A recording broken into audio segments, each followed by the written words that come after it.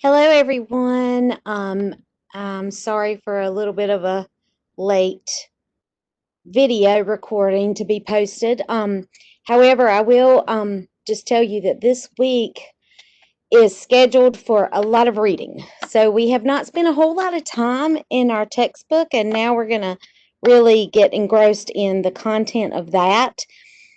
But we spent some time really thinking about reading in the content areas from the perspective of your own individual area of study.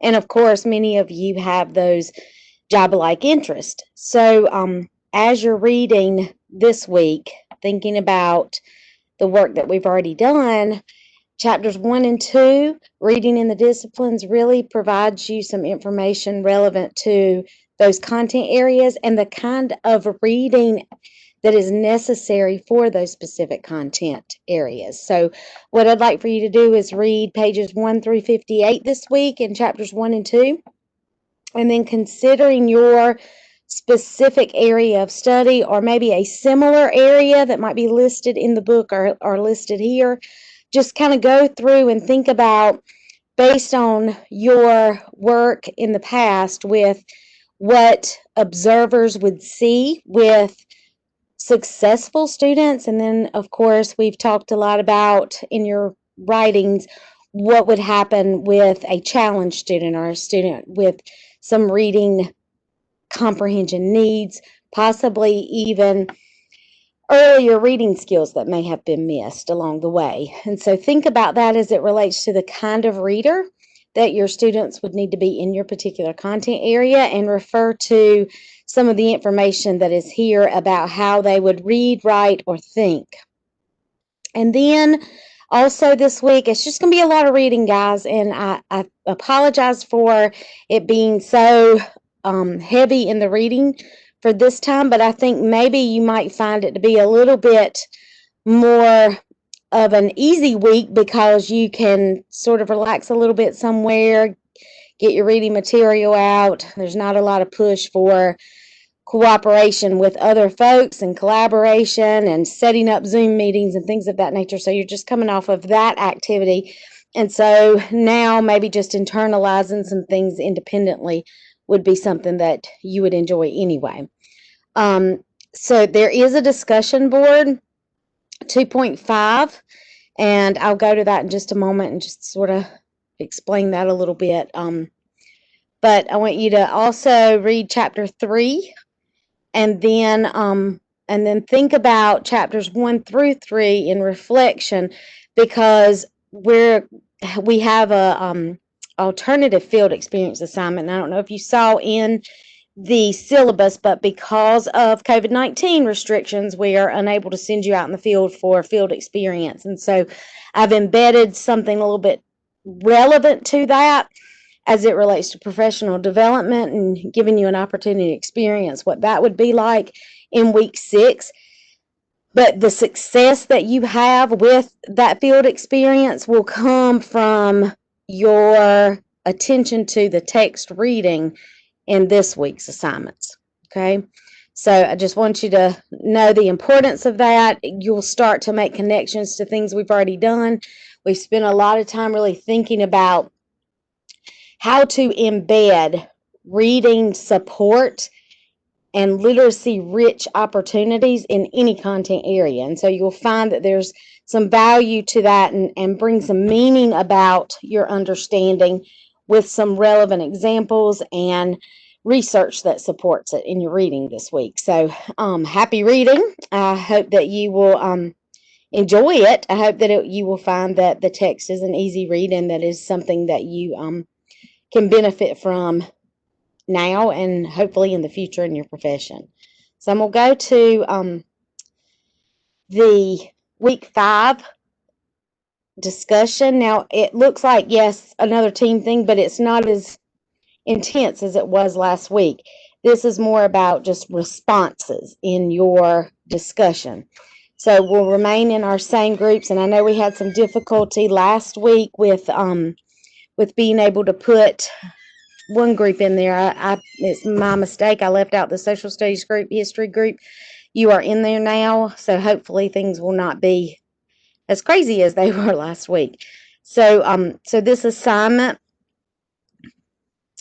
is for you all to respond to one another, and the directions are that the group leader will post by the end of this week, and then other group members will post by the end of next week. Okay, so you got some time to think about that initial post, and what we're asking that the group leader do, and your names are here.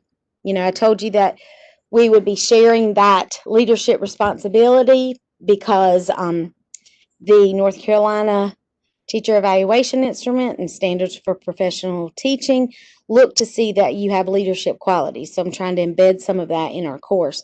So the group leader's role would be that they would provide your team with, you choose a grade level and a content area. So for example, you know, you may want to choose 4th grade English, or you may say 10th grade PE, whatever the case may be. You are the one to choose that. And then you will provide your team with a content area curriculum standard that is relevant to that selected grade level. So you're looking for a content area standard that's relevant to the grade level of choice. You'll provide them with that. And so here's an example. Explain how factors such as gravity, friction, and change in mass affect the motion of objects. I don't know why it looks a little wonky on here in terms of how it's posted, but just read through. 2, provide a link to an online text that's appropriate for that grade level, that standard.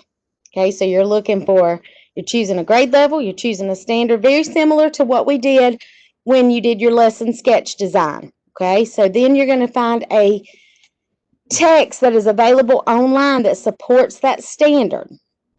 You're going to use the text complexity rubric to provide a brief analysis of that text that you selected. So you're sharing that with your team. Okay, and then here's what your team is going to do. They're going to use that information that you have provided and the reading that they've done for this week, chapters 1 through 3, thinking about how readers of that particular content area would have to think, how they would comprehend, what skill set they would need with that kind of reading. And so you as the leader will provide the context, and then your group members will provide the strategies. Okay, so you're going to, as a group member, you're going to provide and discuss information and make it relevant to your text reading as well, and cite that text reading so that you're backing up and providing evidence to your responses. But the kind of literacy strategies that a teacher might model and guide students to use, and that will help them become more skillful at that kind of reading, but also in understanding that content. Okay, so again, this week our group leaders, and I'll go back up to that chart, group leaders, you're going to post a grade level, you're going to provide a grade level, you're going to provide a standard for that grade level that's relevant to a content area that you all have in common, and then you are going to provide a text that matches that particular standard within that grade level content area for your team to think about and respond to as it relates to the directions here under number 3. And again, I apologize that it's all messed up with spacing. I can go back and look at that. I don't know why that did that. And look, 4 is not like that.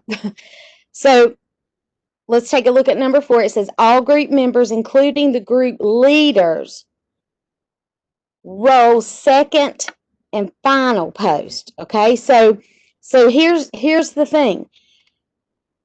The group leader's first and initial post is going to be providing you the context. The group member's first and initial post is going to be beginning that discussion about strategies that can help teachers to help students with that type of reading in that content area. But then for your for your second post, whether you're the leader or whether you're a group member, your second and final post, you are going to respond to a classmate's initial post. Okay, so you're going to go in and build that discussion. And again, the more rich the discussion gets, the more learning that can take place. So, cite those course texts in APA format so that you have evidence to back up your thought process and your discussion entries. All right, so I think that pretty much covers this week. I look forward to reviewing your discussions from last week and reviewing the group projects. I know we had a little bit of difficulty with some of that, but I think we did work out the kinks where we needed to provide opportunities for individual responses and submissions. We were able to work through that. I do want to say I appreciate you all for reaching out to me via text. That just seems to be the easiest way.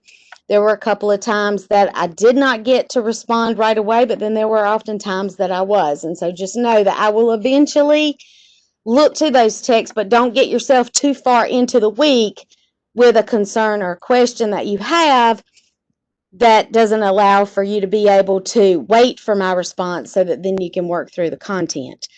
I will still open up office hours tomorrow, Tuesday, if anyone needs me. I feel like you'll probably be pretty self-sufficient this week, considering you have just lots of reading to do and lots of thinking to do.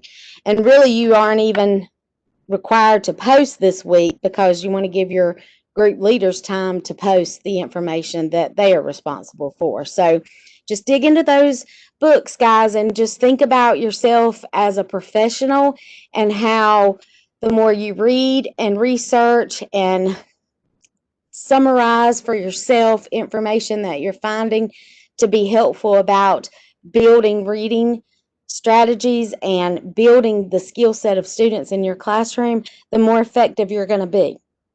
So I look forward to seeing your post. I look forward to looking at and grading the last week's work, and I'm here if you need me. So I hope you have a great week and good luck.